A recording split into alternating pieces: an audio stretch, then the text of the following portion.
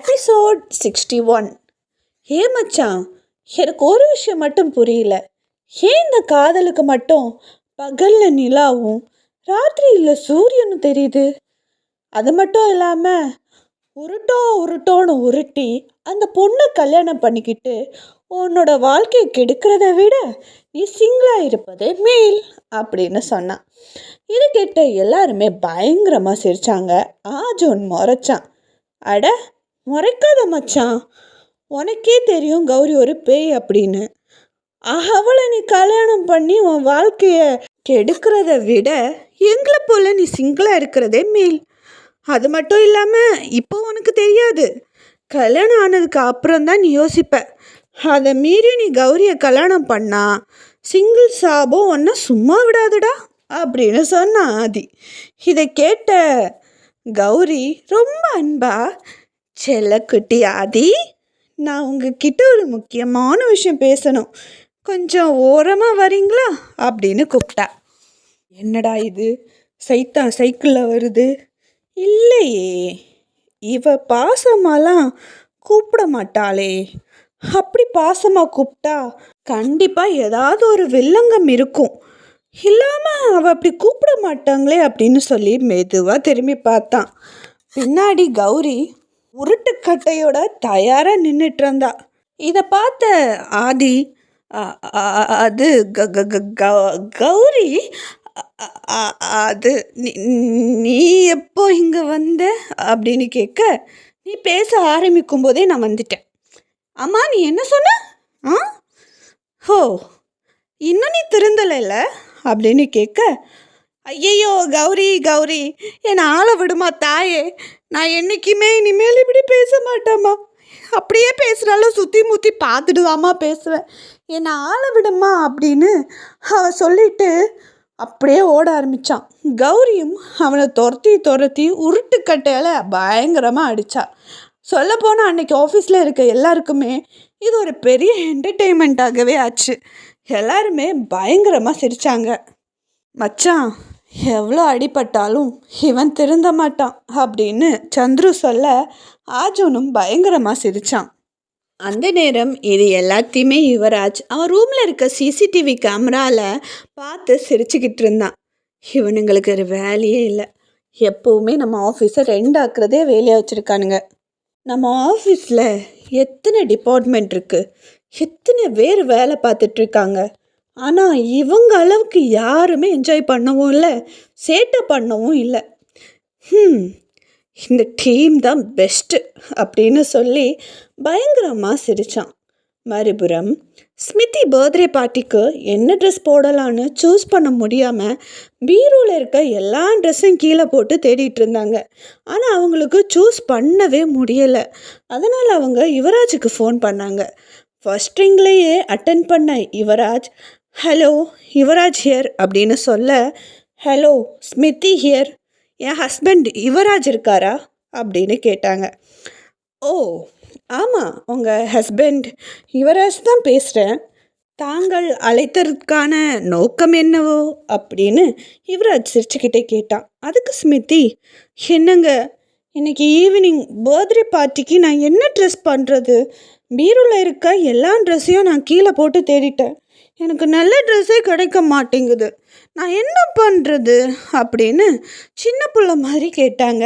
இதை கேட்ட யுவராஜ் சிரிச்சுக்கிட்டே, பாப்பா, நீ ஒன்றுமே செய்ய வேண்டாம், இப்போது பீரோலேருந்து எல்லாத்தையும் கீழே போட்ட பார்த்தியா அந்த ட்ரெஸ்ஸு, அது எல்லாத்தையும் அழகாக அடுக்கி மறுபடியும் பீரோலையே வச்சிரு, நான் உனக்கு ஒரு ஸ்பெஷல் ஐட்டம் வச்சுருக்கேன், வரும்போது எடுத்துகிட்டு வரேன், அப்புறம் ஓவராக ஸ்ட்ரெயின் பண்ணாத, முடிஞ்ச அளவுக்கு நீ வேலை பார்த்தா போதும், உனக்கு முடியலைன்னா பரவாயில்ல, நான் வந்து பண்ணுறேன் அப்படின்னு சொன்னான். இதை கேட்ட ஸ்மிதி ரொம்ப கலகலன்னு சிரித்தாங்க. அதுக்கப்புறமா அவங்க 2 பேருமே ரொம்ப ஜாலியாக ரொம்ப நேரம் பேசிகிட்டு இருந்தாங்க. இன்றைக்கி இன்டர்ன்ஷிப்காக வந்த முதல் நாள் அப்படிங்கிறதுனால ஸ்டூடெண்ட்ஸ் யாருமே ரொம்ப கஷ்டப்படுத்த வேண்டாம் அப்படிங்கிறதுக்காக அவங்க போக்குக்கு விட்டுட்டான் யுவராஜ். அது மட்டும் இல்லாமல் அங்கே வேலை பார்க்குற மற்ற ஸ்டாஃப்ஸுக்கும் கொஞ்சம் ஃப்ரீயாக விட்டுட்டான். இன்றைக்கி பெருசாக யாரையுமே வேலை பண்ண விடலை. மறுபுறம் அரவிந்த் அப்புறம் விவேக் 2 பேரும் சேர்ந்து கேன்டீனில் உட்காந்து மச்சான், இன்னைக்கு ஈவினிங் அர்ஜுனோட பர்த்டே பார்ட்டிக்கு நீ போறியா என்ன அப்படின்னு கேட்டான் விவேக்.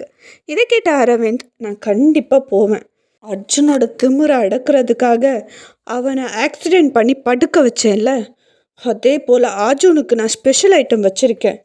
இன்னைக்கு அவன் பர்த்டே பார்ட்டியில் எப்படி கஷ்டப்பட போகிறான்னு மட்டும் பாரு. இனிமேல் ஜென்மத்துக்கும் அவன் பர்த்டே பார்ட்டி செலிப்ரேட் பண்ண மாட்டான்.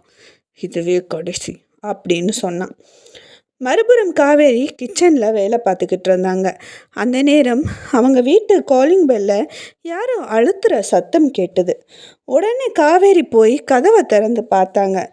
அங்கே லக்ஷ்மியும் கல்பனாவும் நின்றுட்டு இருந்தாங்க. அவங்கள பார்த்த உடனே காவேரி சிரிச்சுக்கிட்டே, அட வாங்க வாங்க உள்ளே வாங்க அப்படின்னு ரொம்ப சந்தோஷமாக வரவேற்றாங்க. அவங்க ஒரு நிமிஷம் கல்பனாவை பார்த்துட்டு, நான் இன்னைக்கு சொல்லியிருந்தேன்ல, என் பையனோட பிறந்த நாள், நீங்கள் கண்டிப்பாக வரணும். ரோட்டில் உங்களை கூப்பிட்டது எனக்கு முறையாக தெரியலை, அதான் நான் உங்களுக்கு வீட்டுக்கே வந்து கூப்பிட்றேன். நீங்கள் குடும்பத்தோட கண்டிப்பாக வரணும் அப்படின்னு சொன்னாங்க. இதை கேட்ட காவேரி, கண்டிப்பாக நாங்கள் வரோம் அப்படின்னு சொல்லிக்கிட்டே, சரி சரி, ஃபஸ்ட் டைம் வீட்டுக்கு வந்திருக்கீங்க, டீயா காஃபியா அப்படின்னு கேட்டாங்க. அதுக்கு கல்பனா, அதெல்லாம் வேணாம், நாங்கள் டயர்டாக இருக்குன்னு இப்போ தான் ஜூஸ் குடிச்சிட்டு வந்தோம். அது மட்டும் இல்லாமல் இன்னும் நிறைய இன்விடேஷன்ஸ் கொடுக்க வேண்டியது இருக்குது, நாங்கள் கிளம்புறோம் அப்படின்னு சொன்னாங்க. அட, முதல் தடவையாக வீட்டுக்கு வந்திருக்கீங்க, எப்படி உங்களை அப்படியே அனுப்புறது?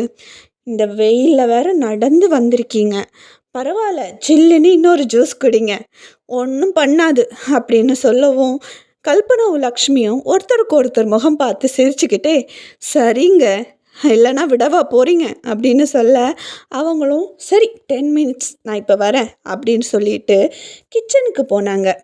அப்போ லக்ஷ்மி அவங்க வீடு ஃபுல்லாக சுற்றி பார்த்தாங்க. அங்கே கௌரியோட ஃபோட்டோஸ் இருந்தது. லக்ஷ்மி அப்படியே கௌரியோட ஃபோட்டோஸை பார்த்துக்கிட்டே வரும்போது ஒரு சர்டிஃபிகேட் ஃப்ரேம் பண்ணி வச்சுருந்தாங்க. அதில் டாக்டர் கௌரி அப்படின்னு போட்டு இருந்தது. அதை படித்த லக்ஷ்மி ரொம்பவே ஷாக் ஆனாங்க. அந்த நேரம் காவேரி ஜூஸ் எடுத்துகிட்டு வர, கௌரி டாக்டரா அப்படின்னு கேட்டாங்க.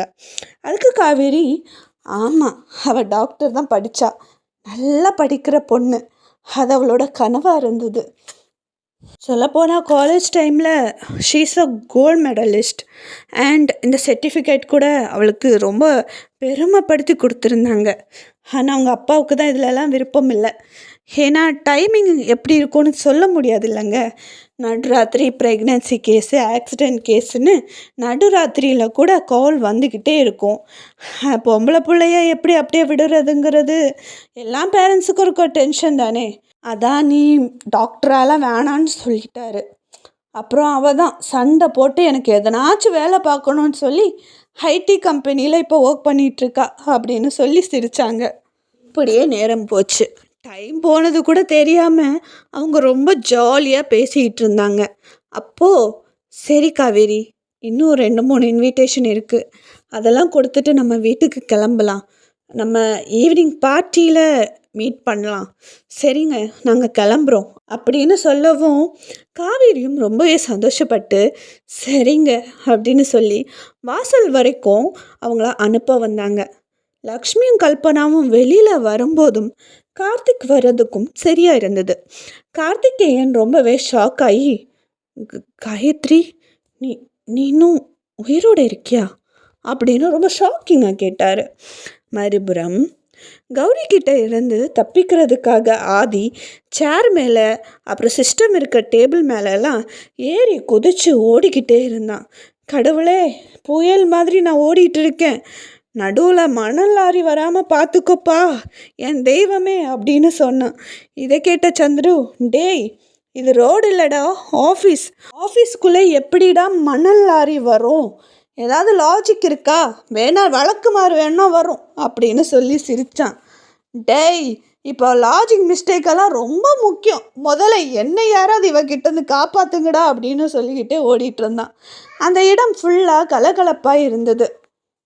அப்போது கௌரி திடீரென்னு அவள் கையில் இருந்த உருட்டுக்கட்டையை கீழே போட்டுட்டு கொஞ்சம் கொஞ்சமாக மூச்சு வாங்க ஆரம்பித்தா. ஆக்சுவலாக அவளுக்கு வீசிங் வந்தது. நேரம் கொஞ்சம் போக போக வீசிங் அவளுக்கு ஜாஸ்தியாக ஆரம்பிச்சது.